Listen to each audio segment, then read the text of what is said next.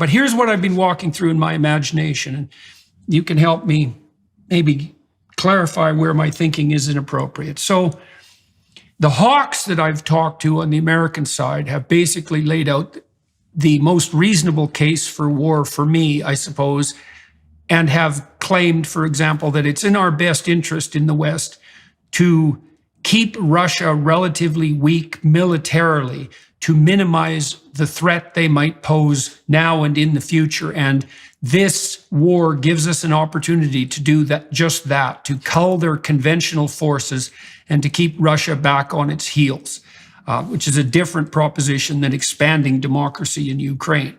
And so I have some problems with that approach conceptually, because I think that's what the Allies did to Germany after World War I. We attempted to weaken it and then to keep it weak. And that was not a good idea. And, you know, history doesn't repeat, but it rhymes, as they say. And so I think it's dangerous to weaken Russia, partly because Russia has natural resources that we actually need, especially natural gas, which produces the ammonia that feeds 4 billion people, and they produce ammonia and they produce food, high quality wheat in particular. And so a devastated Russia doesn't seem to me necessarily in the long-term interests of either the West or the planet. And then on the alternative side, well, let's say Putin is deposed because he loses this war in a conventional sense, and a new leader emerges.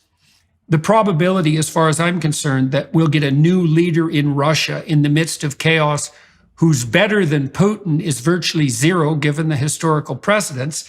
And then if we reduce Russia to something like a state of chaos, which also could happen, and the country fragments in the worst case scenario, then we have a situation where we have a fragmented Russia with 25,000 nuclear weapons floating around, let's say. And that also seems like a rather dismal outcome. So, like, what the hell's our